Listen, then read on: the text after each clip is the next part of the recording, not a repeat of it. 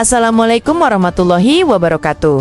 Saudaraku sekalian, pernahkah kita bertanya, apa saja peninggalan Rasulullah Muhammad SAW yang masih tersisa hingga hari ini? Bagaimana perjalanan sejarahnya? Berpindah dari satu penguasa ke penguasa lain, dari satu tempat ke tempat lain, hingga akhirnya tersimpan dengan penjagaan yang ketat? Pertanyaan ini begitu penting, karena peninggalan Rasulullah bukan hanya benda bersejarah, melainkan simbol cinta, iman, dan penghubung spiritual kita kepada beliau. Bayangkan, 3 peninggalan Rasulullah yang paling ikonik. Pedang beliau yang dikenal dengan Zulfikar, mantel atau jubah beliau yang disebut burdah, serta rambut suci Nabi yang diwariskan kepada sahabat dan umat. Ketiganya tidak hanya menjadi saksi sejarah perjuangan Nabi, tetapi juga jejak nyata yang diwariskan dari generasi ke generasi. Sebelum masuk lebih jauh, jangan lupa untuk mendukung channel ini dengan like, komen, share, dan subscribe. Dukungan Anda sangat berarti agar konten dakwah, sejarah, dan inspirasi Islam terus bisa hadir di tengah-tengah kita. Semoga setiap klik Anda menjadi amal jariah yang mendekatkan kita pada Rasulullah SAW. Mari kita mulai perjalanan ini, menelusuri satu persatu peninggalan Nabi, bagaimana perjalanan panjangnya, dan di mana kini ia berada. Dalam sejarah Islam, banyak peninggalan Rasulullah yang dicatat, cawan beliau, tongkat, sendal, bahkan surat-surat yang ditulis dengan tangan mulia beliau. Namun, di antara sekian banyak itu, ada 3 peninggalan yang dianggap paling ikonik dan paling sering disebut dalam literatur sejarah. Pertama, pedang Rasulullah yang bernama Zulfikar, pedang legendaris yang menjadi simbol keadilan. Kedua, jubah Nabi atau burdah yang penuh keberkahan dan sering dikenakan beliau dalam momen penting. Ketiga, rambut Rasulullah yang diwariskan dengan penuh ketension kepada sahabat dekat beliau. Ketiga peninggalan ini bukan sekadar benda mati. Ia adalah pengingat betapa besar perjuangan Nabi, betapa agung akhlak beliau, dan betapa luas cintanya kepada umat. Setiap peninggalan mengandung makna spiritual yang mendalam. Menelusuri perjalanan ketiganya sama dengan menelusuri perjalanan sejarah umat Islam dari Madinah, Damaskus, Baghdad, Kairo, hingga Istanbul.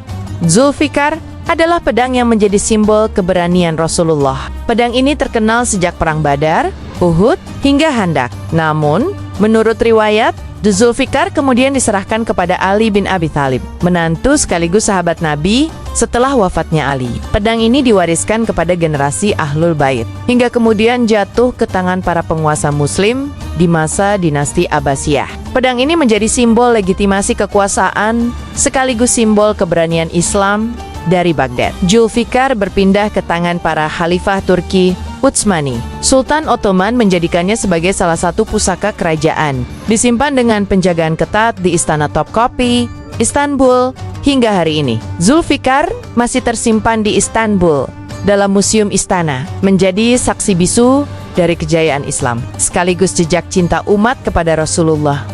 Peninggalan kedua yang ikonik adalah burdah, jubah yang dikenakan Rasulullah. Menurut riwayat, jubah ini diberikan kepada Ka'ab bin Zuhair sebagai hadiah setelah ia masuk Islam dan membaca kasidah memuji Rasulullah. Setelah wafatnya Nabi, jubah ini diwariskan dan dijaga oleh para khalifah. Pada masa dinasti Umayyah, jubah ini dipakai dalam upacara resmi, terutama saat baiat khalifah baru. Dari Damaskus, jubah ini kemudian dipindahkan ke Baghdad oleh dinasti Abbasiyah. Ketika Abbasiyah runtuh, jubah ini dibawa ke Mesir, di bawah kekuasaan Mamluk. Setelah itu, ia kembali berpindah ke tangan Turki Utsmani pada abad ke-16. Ketika Sultan Selim I menaklukkan Mesir, kini jubah Rasulullah tersimpan dengan penuh kehormatan di Museum Istana Topkapi, Istanbul, dan hanya diperlihatkan pada momen-momen tertentu sebagai simbol keberkahan dan warisan Rasulullah. Rambut Rasulullah adalah peninggalan yang penuh berkah. Banyak riwayat menyebutkan bahwa ketika Nabi dipotong rambutnya, para sahabat berebut untuk menyimpannya. Rambut beliau diyakini membawa keberkahan dan ketenangan. Rambut ini tersebar di beberapa tempat. Sebagian besar dibawa ke Baghdad pada masa Abbasiyah, lalu dipindahkan ke Mesir, kemudian ke Turki Utsmani. Di bawah Ottoman, rambut Nabi disimpan dalam peti khusus di Istana Topkapi. Selain itu, ada juga rambut Rasulullah yang disimpan di beberapa masjid besar, seperti di India, Pakistan, dan bahkan di beberapa wilayah Asia Tengah. Namun, yang paling otentik dan terjaga tetap berada di Istanbul. Hingga hari ini, rambut Rasulullah menjadi salah satu peninggalan yang paling dicintai. Dan umat Islam dari seluruh dunia rela menempuh perjalanan panjang untuk sekadar melihatnya. Awal perjalanan peninggalan Rasulullah tentu dari Madinah, tempat beliau wafat. Namun, seiring dengan perluasan wilayah Islam, peninggalan-peninggalan ini mulai dipindahkan ke pusat kekuasaan. Ketika dinasti Umayyah berkuasa, pusat pemerintahan pindah ke Damaskus. Maka sebagian peninggalan Rasulullah juga ikut dipindahkan ke sana untuk menjadi legitimasi politik dan simbol spiritual kekuasaan khalifah. Peninggalan-peninggalan ini digunakan dalam upacara resmi seperti pengangkatan khalifah untuk menunjukkan bahwa penguasa baru adalah pewaris legitimasi Rasulullah. Dari sinilah dimulai tradisi menjadikan peninggalan Nabi sebagai bagian dari simbol kekuasaan politik Islam. Ketika dinasti Abbasiyah menggantikan Umayyah, pusat pemerintahan berpindah ke Baghdad, maka peninggalan Rasulullah pun dipindahkan ke kota itu.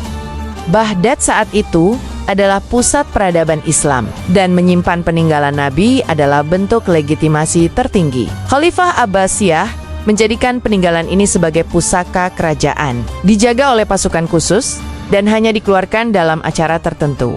Namun, Baghdad kemudian mengalami banyak serangan, terutama dari Mongol. Banyak peninggalan Nabi yang selamat karena dipindahkan. Sebelum kota itu jatuh, sebagian peninggalan itu kemudian melanjutkan perjalanannya ke Kairo, di bawah kekuasaan dinasti Mamluk.